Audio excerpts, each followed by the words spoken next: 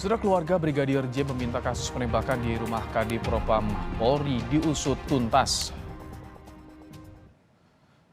Keluarga menilai ada kejanggalan dari kematian Brigadir J. Keluarga meminta jangan ada rekayasa pengungkapan kasus ini. Terus tangan jari sebelah kiri patah. Terus ada luka di jari kelingking. Sesudah itu kami buka kaos kakinya, ternyata di kaki sebelah kanan ada luka benda tajam. Nah, terus di mata sebelah kanan, di bawah sebelah mata kanan ada luka benda tajam juga. Nah, terus di hidung ada bekas jahitan. Nah, di bibir juga ada luka. Bahkan giginya juga yang tadinya rapi, kok bisa gak bagus lagi gitu. Berarti di sana kan ada kejanggalan, berarti ada di bagian tubuh perut ada biram gitulah, memar-memar. Dan saudara, terkait dengan kasus baku tembak polisi di rumah Kadif Propam Polri yang menewaskan 1 orang polisi, kita akan membahasnya bersama dengan Dewan Pakar Peradi Usman Hamid dan Kepala Pusat Kajian Keamanan Nasional Universitas Bhayangkara Profesor Hermawan Sulistyo. Selamat sore, Mas Usman, Prof. Kiki. Selamat sore. Baik, Mas Usman, tadi keluarga menyatakan ada kejanggalan, ingin diusut tuntas, transparan. Anda melihat bagaimana penyelidikan kasus ini sejauh ini, Mas Usman? Ya, terima kasih. Memang apa yang disampaikan oleh keluarga cukup mengejutkan masyarakat, terutama kalau dilihat dari sisi keterangan tentang kondisi dari tubuh almarhum yang memang memperlihatkan bekas-bekas misalnya benturan alat tumpul begitu ya, atau alat senjata tajam. Selain memang apa yang tadi disampaikan sudah sangat jelas memberikan kesan bahwa ada kemungkinan pelaku melakukan tindakan kekerasan terlebih dahulu kepada almarhum. Pelaku dalam arti ini pelaku yang mengakibatkan tewasnya Brigadir Huta Barat ini. Dan saya kira saya setuju bahwa kepolisian harus membuka proses hukum atas kasus ini dan menjalankan investigasi yang efektif, transparan, dan memastikan bahwa apa-apa yang dianggap janggal itu ditelusuri, mulai kronologi peristiwa, kemudian soal CCTV ada tidaknya, sampai dengan luka-luka bekas. Ini perlu TGPF tidak, Mas Usman, seperti yang didorong oleh IPW? Setuju saja seandainya itu ada semacam tim gabungan untuk memastikan bahwa proses hukum ini berjalan secara independen. Karena pelaku adalah anggota polisi misalnya, korban adalah anggota polisi, peristiwanya di rumah dinas pejabat kepolisian. Bahkan saya sependapat dengan usulan agar misalnya Kadif Propam dinonaktifkan terlebih dahulu agar proses hukum ini bisa berjalan secara imparsial, secara tidak berpihak dan objektif gitu ya, untuk kepentingan. Kenapa harus dinonaktifkan dulu, Mas Usman? Agar apa? Untuk memastikan objektivitas proses hukum tidak terpengaruh. Menjamin objektivitas ya? Iya. Baik. Prof.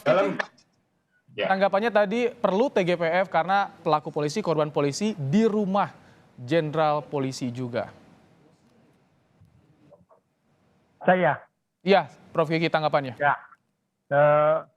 begini, ini kan jangan berspekulasi dulu. Kalau saya based on forensik aja, ya itu kan bukan hasil forensik, itu kan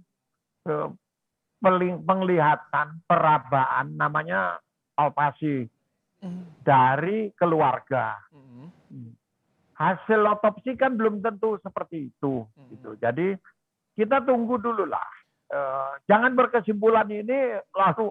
Tadi sih sudah disampaikan sedikit, Prof, yang hasil otopsi sementara ada luka tembakan, betul, luka sayatan tapi dihasilkan dari proyektil. Itu tadi yang disampaikan oleh Kapolres Jaksel, Prof. Sementara, otopsi sementara. Jadi kayak gini, misalnya, ada perkelahian atau penyiksaan Kalau ada luka tembak, berarti setelah berantem kan kira-kira begitu. Kalau setelah berantem ada luka tembak, berarti nembaknya dalam jarak pendek. Kalau dalam jarak pendek, hasil forensiknya harus ada jelaga yang menempel di dada korban. Nah, pertanyaan berikutnya adalah siapa sih sebetulnya korban dan siapa yang bukan korban gitu. Kenapa? Saya lihat ini terjadi viktimisasi, ya. Korban yang dalam hal ini meninggal itu diisukan macam-macam, dikapitalisasi, disalahkan, jadi menjadi korban 2 kali. Itu viktimisasi namanya.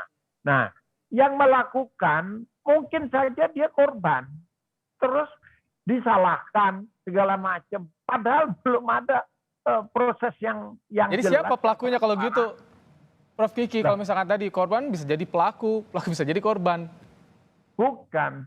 Si pelaku itu bisa jadi dalam satu situasi seperti yang disampaikan polisi, dia membela diri. Kita belum tahu nih, kita belum tahu karena belum ada rekonstruksi, belum ada penjelasan forensik gitu.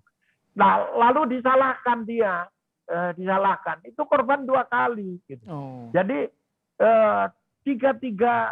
keempat pihak yang terlibat itu semua mengalami proses viktimisasi namanya.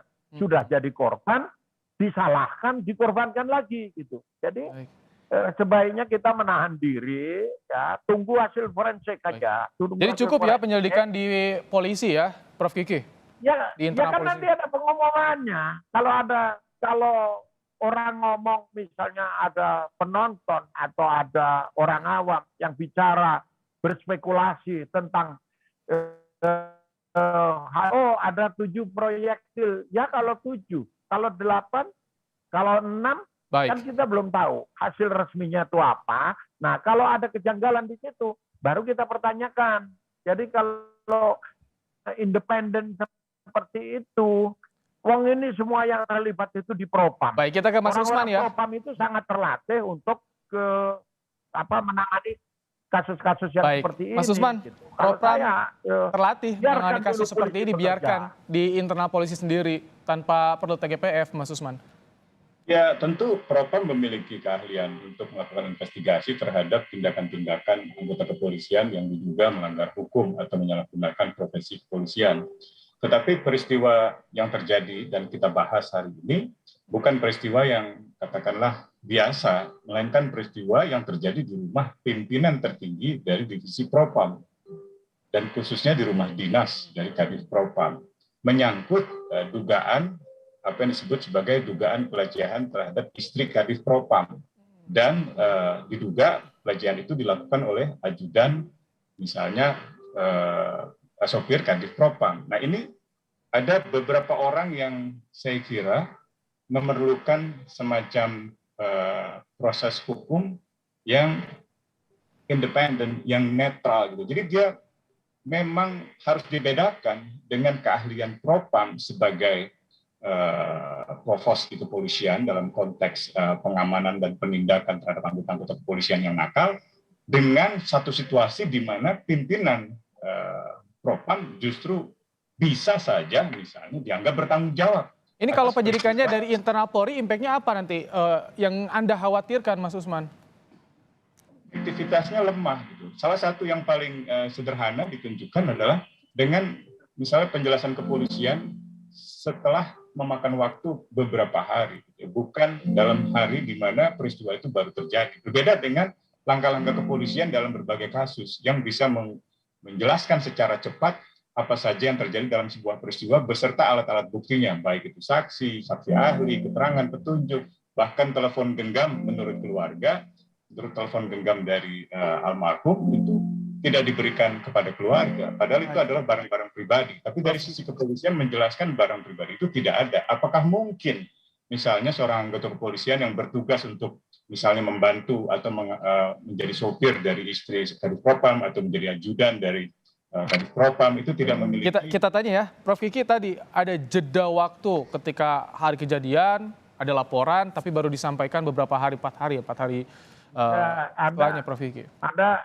tadi saya belum selesai ngomong, Anda salah. Tadi langsung sempat putus-putus, silakan Prof. Kiki. Soal otoritas propam itu kan ini yang terlibat propam semua, tapi yang nangani kan juga ada Polres Selatan,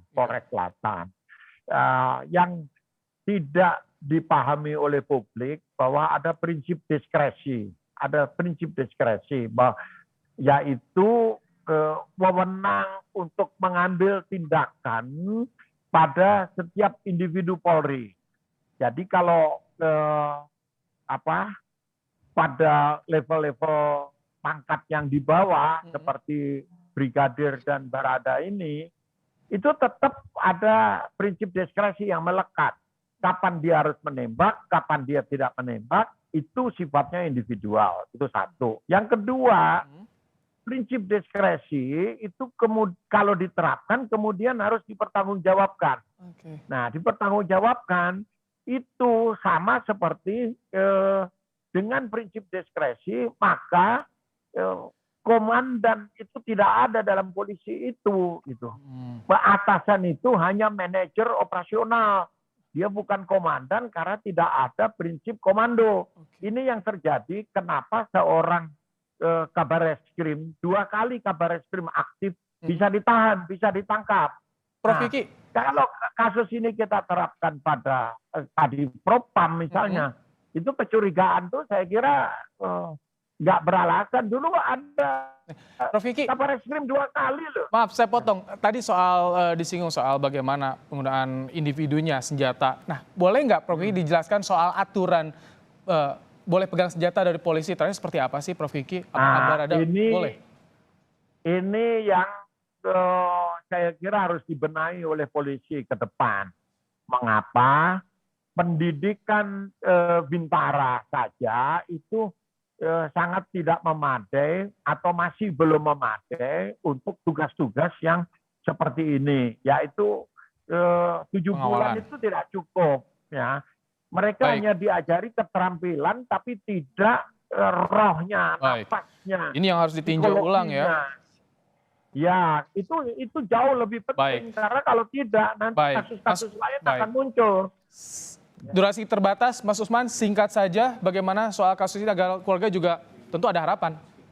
Menurut saya tuntutan keluarga itu harus didengarkan karena ini menyangkut kredibilitas dan integritas kepolisian. Ini juga menyangkut seberapa jauh sebenarnya kepolisian memberi perhatian serius terhadap nasib atau keselamatan anggotanya dalam pelaksanaan tugas. Itu sebenarnya masih dalam konteks pelaksanaan tugas. Dugaan-dugaan yang beredar tentang perbuatan almarhum kepada sang istri atau misalnya kronologi peristiwa penembakan itu sendiri atau misalnya ketiadaan akses untuk melihat jenazah di awal, kemudian juga tidak adanya alat komunikasi yang pada keluarga, itu semuanya harus diusut tuntas. Dan menurut saya penonaktifan Kadipropam itu bukan berarti bahwa Kadipropam pasti terlibat. Baik, kami tangkap. Untuk memastikan objektivitas proses penyelidikannya. Baik, untuk objektivitas proses penyelidikan kita akan tunggu bagaimana nanti keterbukaan dari kepolisian soal penyelidikan kasus ini. Terima kasih Mas Usman Hamid, terima kasih juga Prof. Kiki telah meluangkan waktu dalam program Kompas Petang hari ini.